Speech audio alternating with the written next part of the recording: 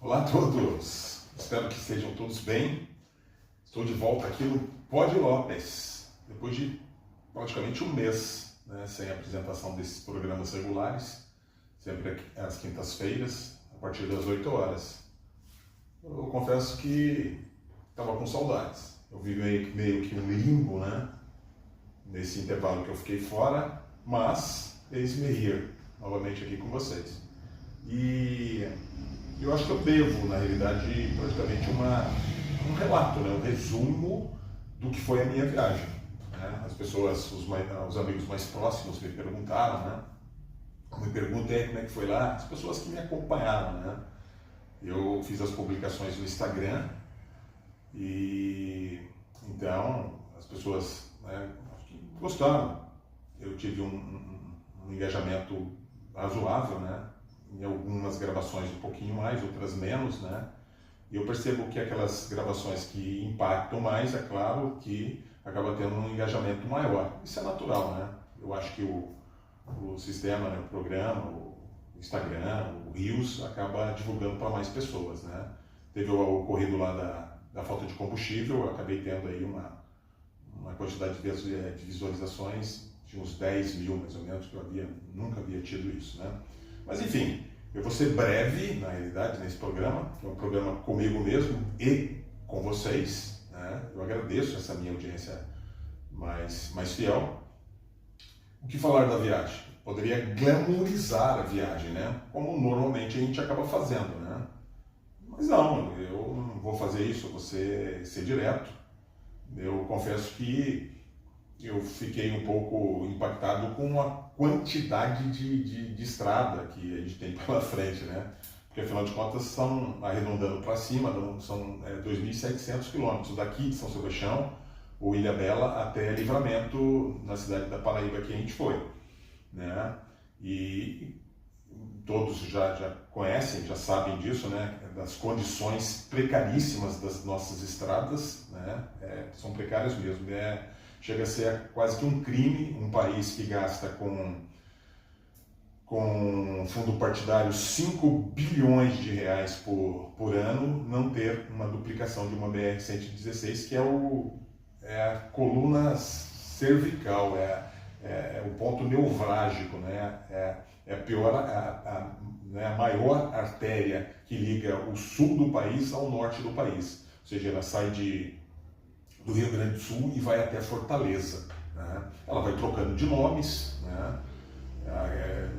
Eu acho que começa com a Regis aqui, depois vira Dutra, depois 040, depois em Minas já é outro nome, depois vira Santos Dumont, enfim, tem vários nomes, mas é uma BR só, é a BR-116. Teria a possibilidade de a gente ir pela 101, que seria mais litorânea. Então, resumindo, é uma estrada extremamente perigosa, não é uma estrada em todo o seu trecho duplicado. Em Feira de Santana, uns 70 quilômetros antes de Feira de Santana e talvez uns 30 quilômetros depois em direção à Serrinha, duplicado, mas fora isso não tem duplicação. A duplicação termina na Dutra, Você saiu em Volta Redonda ali, já não tem mais, Então é isso, é uma estrada extremamente perigosa, que você se arrisca em todos os momentos, Eu fiz até uma publicação de um acidente que ocorreu numa cidade da Bahia, um acidente horrível que, por sorte,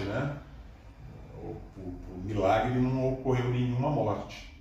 Um caminhão que perdeu o freio lá e passou numa ponte, e jogou o carro, literalmente jogou o carro dentro do rio, Eu passei no dia seguinte nesse trecho, Então é isso. E qual que é a minha impressão a respeito de Brasil? O Brasil é um país extremamente rico, só que extremamente... A riqueza é mal distribuída. As pessoas acabam saindo dessas regiões que têm uma dificuldade, tem seca assim, vêm para os grandes centros, para as capitais. E aqui há uma aglomeração. A gente não tem capacidade para absorver todo esse pessoal. Muito embora a gente precisa da mão de obra, Então é uma conta que acaba não fechando. O cidadão vem para cá para poder trabalhar, só que ele não tem onde morar. E muitas dessas vezes ele acaba indo para as comunidades, para as favelas, para as ocupações, enfim. E aí acaba sendo aquela especulação imobiliária. Então não fecha essa conta. né? Eu percebi, né? Eu fui pelo semiárido nordestino, né? Tanto o sul da Bahia quanto o Pernambuco todo, né? Toda a extensão do país mais a oeste, né? Nós somos no litoral que é mais leste, mais a oeste, mais para dentro do país. É uma região extremamente seca, né? Então realmente não se produz nada, a não ser que se fizesse um tratamento muito bom no solo e que tivesse água, né? Então realmente é um cenário meio que devastador, né? São estradas, estradas, estradas, você vê o final da estrada ali como se fosse uma cobra serpenteando ali e tal, subindo e descendo, numa infinidade de terras ali, sem casas, sem sinal de vida, né? E é o que eu pude perceber.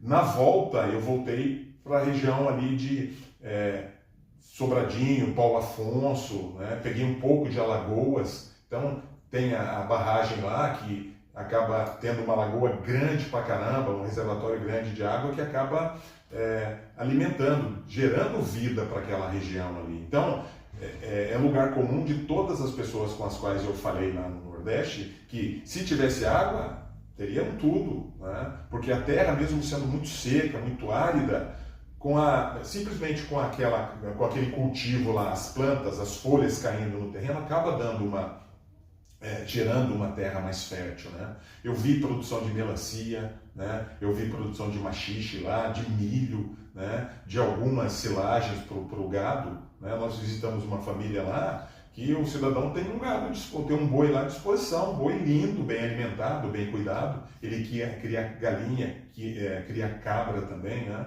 Então, não se vive uma vida totalmente miserável. Essa ideia de que as novelas ou os livros passaram para a gente, não é tudo isso não. Claro que nas regiões mais afastadas as condições são muito mais precárias, muito mais difíceis, né? Mas aos arredores da cidade eu não vi grandes problemas, pobreza. É lugar comum que grande parte do rendimento dessas pessoas que estão lá vem realmente dos programas sociais do governo, né? Do Bolsa Família. É uma questão muito ampla essa de se discutir, mas enfim, acontece isso lá. Resumindo, é uma região realmente próspera. Campina Grande fica a 150 quilômetros do local onde eu fiquei. Campina Grande é um polo de tecnologia, é um polo industrial, é um polo de serviços, né? É uma cidade que tem 400 mil habitantes, é uma cidade que pode ser comparada, não a São José dos Campos, talvez, mas a Taubaté ou a Jacareí, né? Então é uma cidade grande, uma cidade próspera, né? Então essas cidades menores acabam meio que orbitando essas cidades maiores, né? O litoral realmente tem uma densidade maior de população. Eu não estive no litoral deles lá, mas a gente sabe, né, que lá gera mais serviço, gera turismo, então as pessoas se estabelecem mais lá. Mas, em resumo, né, a gente tratando essas questões pontuais de água, o nordestino não sairia lá, ele estaria dentro da terra dele, estaria com identidade preservada, tá? Lá ele é filho do Teres, ele é filho dos Silva, ele é filho dos Leite, ele é filho dos Souzas, ele tem uma identidade. Vindo para cá, ele acaba perdendo essa identidade. É uma pena que isso aconteça. Então, a gente poderia diminuir muito, mas muito, demais, sobremaneira, o êxodo rural, principalmente o êxodo nordestino, né? Das pessoas que saem do Nordeste e vêm para cá. Minas é um estado interessante, mas para o norte também é um estado um pouquinho mais seco, menos produtivo, né? Agora você vem para a zona da mata, né? É uma região extremamente rica. Chega ao ponto de algumas cidades lá, a área territorial da cidade ser totalmente, né, ocupada, tá? Pela produção cafeeira, tá? Por café. Eu passei numa cidade chamada São João do Manhuaçu, uma cidade pequena, mas uma cidade arrumada, que tem lojas de departamento, tem posto de combustível, tem essas lojas né, os Habib's da vida, os McDonald's da vida, né? Uma cidade próspera, tem até um cheiro um pouco complicado assim, que é o cheiro da fumaça da secagem do café, não é da torrefação do café, é da serragem. O cidadão vai lá, colhe o café e eles colocam num troço que fica girando lá para secar. Não, ele poderia secar ao ar também, né? Colocar num terreiro lá e secar, mas eles têm um processo lá. Então eu vi que tinha uma névoa, uma fumaça, um negócio, um cheiro até mais forte. Mas enfim, eu tenho um relato de um cidadão que é dono de um hotel lá, no qual a gente ficou, um hotel até grande, um coronel quase que da região lá. Né? Então ele falou que lá não há ladrão, não há índice de criminalidade e também não há pobreza. Por quê?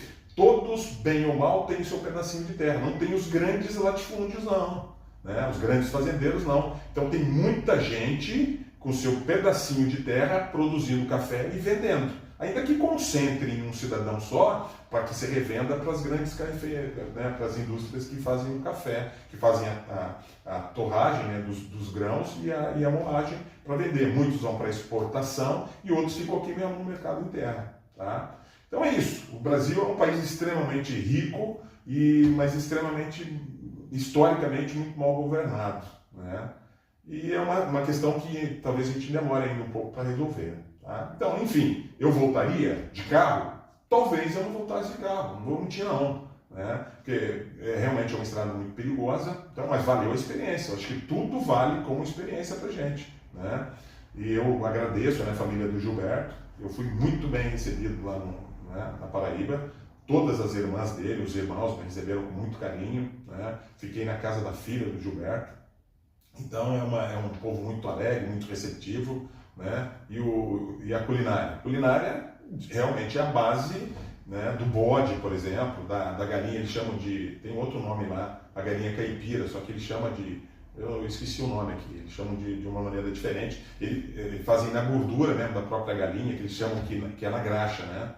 É um pouco parecido com o que eu tento fazer e tal, mas enfim, eu acho que valeu a experiência e quem quiser fazer, que faça a viagem, também vai valer como experiência sempre, né? Mas foi o que eu te falei, não quero glamourizar nada, né? O fato é esse, né? E voltar para casa é espetacular, né? Não adianta, eu posso ir para Estados Unidos, Europa, nunca fui, o lugar mais longe que eu já tinha ido era Paraibuna, mas o lugar bom é onde está o teu coração, onde você se sente bem mesmo, né? Eu fui muito bem recebido lá né, me reforçando a ideia, o Gilberto quer voltar para lá. Então, segundo levantamentos, o número de nordestinos que saiu do Sudeste é maior em muitos anos do que o número de nordestinos que vieram para cá. Então, eles já estão vendo o Nordeste com outros olhos também, que há possibilidade.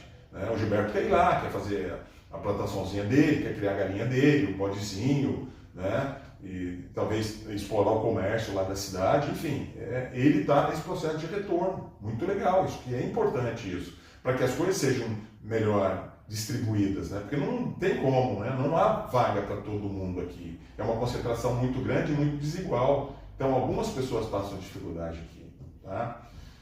Enfim, com relação à viagem, foi proveitosa, foi produtiva, mas não faria de novo, não. De carro eu não faria, não. Agora, qualquer viagem que eu for fazer mais perto aqui vai ser fichinha, perto dos 2.700 quilômetros que eu andei na ida e 2.700 que eu andei na volta. Então foram 5.400, um pouquinho mais que eu andei lá, andei quase 6.000 quilômetros de carro, então já valeu, já estou satisfeito. Tá? Uma outra coisa que eu queria comentar com vocês, muito en passant, reforçando aquela ideia das mudanças climáticas, né? A gente percebe que o Brasil já há uns anos ele vem sofrendo com essas mudanças climáticas, né? Nós tivemos aquelas enchentes históricas lá no Rio Grande do Sul, tivemos a ocorrência das chuvas sem precedentes na história aqui em São Sebastião, e agora na semana passada no Texas, né? no Rio Guadalupe, houve uma chuva lá que o rio subiu em algumas horas 9 metros, né? Dá-se conta até agora que cerca de 80, 90 pessoas perderam a vida, pior, crianças, né? Meninas inocentes perderam a vida por causa dessa ocorrência. Tá? Está envolvido aí o aquecimento das águas dos oceanos, né? Que é preocupante. Então, é tempo de a gente rever esses conceitos aí, tá? Rever todos esses acordos que foram feitos, né? O Acordo de Paris, no Rio, né?